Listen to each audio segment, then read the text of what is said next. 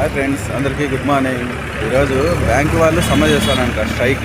ఎందుకంటే జీతాలు పెంచాలని కాదు, పని రోజులు తగ్గించాలని. 5 రోజులు పని కావాలంట.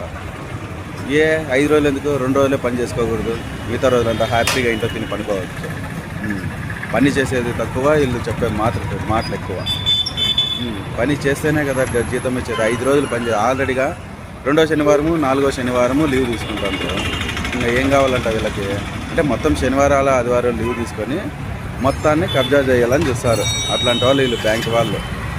కాబట్టి బ్యాంకు వాళ్ళ సమ్మెని భగ్నం చేసేయాల, సమ్మె లేకుండా చేసేయాల, అంతే. వీళ్ళకి సమ్మె చేయడానికి అధికారం కానీ ఏమీ కానీ ఇవ్వకుండా చేస్తేనే అప్పుడు కరెక్ట్గా పని చేస్తారు. లేదంటే ఇప్పుడు 5 రోజులు వచ్చిన వాళ్ళు రేపొద్దున 2 రోజులు పని చేస్తాము, ఒక వారం పని చేస్తాము, ఇంకో వారం పని చేయమని చెప్తారు. ఇంక నుంచి అట్లే ఉంటుంది వీళ్ళ పరిస్థితి. ఏదైనా పని అంటే 6 రోజులు చేయాల. ఆల్రెడీగా వీళ్ళు 22 రోజులు పని చేస్తారు, ఇంకా 20 రోజులే పని చేస్తారంట. రేపొద్దున 15 రోజులే పని చేస్తామని చెప్తారు.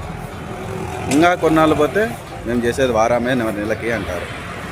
ఇంకా కొన్నాళ్ళు పోతే మేము రాము, ఇంటికి వచ్చిన జీతాలు కావాలని చెప్తారు. అట్లా ఉంటుంది ఈ సమ్మెల పరిస్థితి. సమ్మెలు చేయడం వల్ల నష్టమే కానీ ఎవరికే కానీ లాభం లేదు. ఈరోజు బ్యాంకులన్నీ హాలిడే తీసుకుంటే ఎవరికి ఉపయోగము? ఎవరికి ఉపయోగం లేదు. పని చేసేవాళ్ళు బ్యాంకు వచ్చి డబ్బులు తీసుకోవాలనుకున్నారు, డబ్బులు డిపాజిట్ చేసేవాళ్ళు ఇప్పుడు CDM మిషన్లు, ATM మిషన్లు సరిగ్గా పనే చేయవు. మొత్తం అందరూ ఆడే నిలబడి ఉంటారు. దీనివల్ల నష్టమే కానీ లాభం కూడా లేదు. జై హింద్.